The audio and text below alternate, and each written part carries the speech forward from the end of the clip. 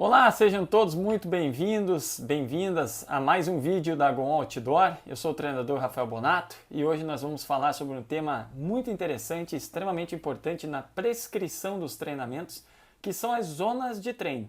Com certeza você já ouviu falar muito sobre esse termo, quais são as tuas, ou quais são as minhas zonas de treinamento e por que essas zonas de treinamento são tão importantes e nos norteiam para que nós, treinadores, consigamos prescrever melhor as sessões de treino de vocês. Por que utilizamos as zonas de treinamento? Porque nós necessitamos de um parâmetro de controle para entender, por exemplo, o que seria uma intensidade fraca, uma intensidade moderada e uma intensidade forte para a sessão de treino dos nossos atletas, seja baseado em ritmo, pace, minuto por quilômetro, velocidade em quilômetro por hora, frequência cardíaca. Nós já vamos falar um pouco mais sobre como nós aqui dentro da Go Outdoor utilizamos os parâmetros da frequência cardíaca e percepção subjetiva de esforço. Bom, existem vários estudos que utilizam os limiares ventilatórios como base para a definição da intensidade deste exercício. Então, os mais comuns, inclusive nós vamos colocar alguns desses estudos aqui para vocês darem uma olhada, mas o mais comum é ser dividido em 3 zonas de treinamento. As 3 zonas de treinamento tipicamente descritas são a zona 1, zona 2 e zona 3. O que seria a zona 1? Abaixo do limiar ventilatório. Então, uma intensidade fraca, de domínio aeróbio, aquele exercício tranquilo, onde você consegue, por exemplo, estar correndo ou trotando ao lado do seu amigo, conversando sem grandes dificuldades. A zona 2 é entre o limiar ventilatório 1 e o limiar ventilatório 2. Então já é um exercício de intensidade moderada. Um exemplo prático é você que está correndo ao lado do seu amigo, da sua amiga, com dificuldade já em ter uma conversa um pouco mais tranquila. Você já está minimamente ofegante. E a zona 3 é no limiar ou acima do limiar ventilatório, que comumente é conhecido como limiar anaeróbio, onde o oxigênio já não consegue mais suprir as necessidades do corpo, ou seja, chega num limite onde o lactato, que é um ácido que o nosso corpo produz, começa a tomar conta do nosso organismo e fica muito difícil de a gente continuar fazendo o exercício.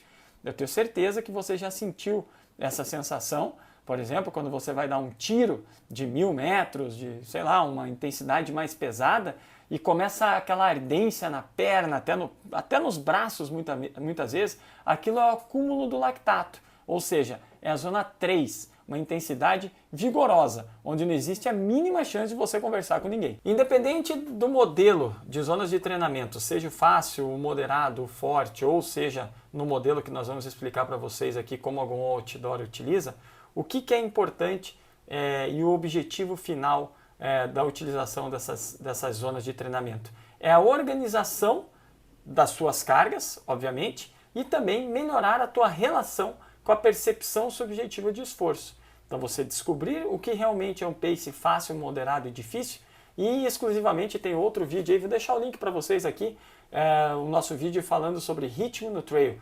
Como que você coordena e consegue cruzar essas informações das zonas de treinamento dos teus paces no plano com o ritmo, por exemplo, numa corrida de montanha ou num treinamento com diferentes tipos de elevação. Confere lá, esse vídeo é bem legal. Agora que já sabemos o que são as zonas de treinamento e a sua importância, nós vamos explicar aqui para vocês como que a Go Outdoor se utiliza deste conhecimento. A nossa metodologia é baseada no livro Fórmula de Corrida de Daniels, o Dr. Jack Daniels, um cientista norte-americano, uma das referências mundiais em corrida, criou um termo chamado VDOT, ou V ponto. O que significa isso? O V ponto nada mais é que o percentual do VO2 máximo do atleta. Vamos lá, vamos voltar um pouquinho. O que é o VO2 máximo? O VO2 máximo é a capacidade que o indivíduo tem de utilizar o oxigênio como forma de energia, transformar esse oxigênio, otimizar as nossas reações metabólicas e com isso nós conseguimos produzir mais força, mais potência. Então, quanto maior for o seu VO2 máximo, melhor é a utilização desse oxigênio. Então você está correndo, você está respirando esse oxigênio, está se transformando em energia, está fazendo com que o teu metabolismo fica equilibrado, remova o lactato do teu organismo e você consegue correr mais rápido e consegue correr melhor. Então este é o 100%. Ele é limitado geneticamente, então cada indivíduo tem o seu, mas ele é altamente treinável também. Indivíduos que conseguem manter uma rotina de treinamento em esportes de endurance conseguem elevar o seu VO2 máximo até um certo limite. Isso explica muitas vezes porque dois atletas com alto VO2, por exemplo, vamos colocar lá que o VO2 desses indivíduos seja de 70. 70 é um VO2 alto, tá? Se vocês forem conferir aí no Google, dá um Google aí que vocês vão ver, 70 é um VO2 alto. Por que um consegue chegar antes do que o outro, por exemplo, numa corrida de 10 km? Se eles têm o mesmo VO2, teoricamente, eles deveriam chegar juntos, correto? Não. Por quê? Porque existem outros fatores que influenciam. Um deles é a economia de movimento, ou seja, a técnica do mais rápido provavelmente é melhor do que a técnica do mais lento, e o mais rápido se mantém num percentual mais próximo do 100% do VO2 máximo dele por mais tempo. Ou seja, eu consigo correr com mais força, com mais energia, com mais potência.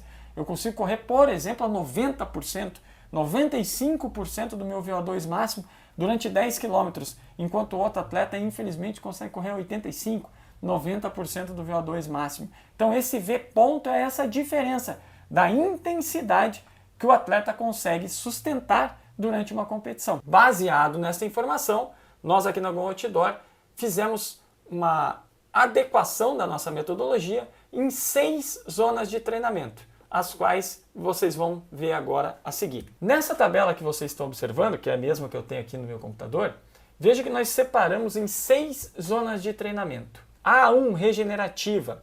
Qual é a intensidade do VO2 máximo que nós prescrevemos? Entre 63% e 68%. Ou seja, tranquilo de se manter. Lembra da percepção subjetiva de esforço? Lá do fácil que eu falei para vocês? Aqui vai ficar muito fácil, tá? Geralmente são treinos de reabilitação, treinos regenerativos, um pós-prova ou uma sessão de treino muito pesada, por exemplo, uma sessão de tiros muito intensa que no outro dia o atleta necessite se recuperar. Aí sim nós utilizamos o A1, né, a zona mais tranquila. A corrida leve, também a percepção de esforço ainda é fácil. Predominantemente você vai estar em zona aeróbia, vai ter ali a sua queima metabólica e vai trabalhar até 77% da sua intensidade do VO2 máximo. Ainda vai estar fácil. Mas lembra aquela corridinha que você está conversando com o seu amigo, com a sua amiga? Aqui, na corrida leve. E aí nós vamos para as duas zonas moderadas, ou seja, o A1 e o A2 é o fácil. O A3 e o A4 seria o moderado. O que é a corrida moderada? Vai até entre 78% e 87% do VO2 máximo, ou seja, já começa a ficar mais ofegante, consigo sustentar mais de 60 minutos, é predominantemente aeróbio, com uma função cardiovascular bem interessante, né? Está trabalhando muito ali o músculo cardíaco, mas sem acumular lactato, tá? E aí o A4 já é difícil, é aquela conversa um pouco mais ofegante, aquela conversa que você já não consegue ter tanta tranquilidade. Por quê? Porque você vai atingir 92% do seu VO2 máximo, ou seja, até 30 minutos você vai conseguir se manter correndo forte desta forma, tá? Então você vai trabalhar a tua potência aeróbia, vai conseguir desenvolver também muito o teu cardio, porém com esforço já um pouco mais difícil. Vejam que daí a percepção de esforço, ela se torna difícil.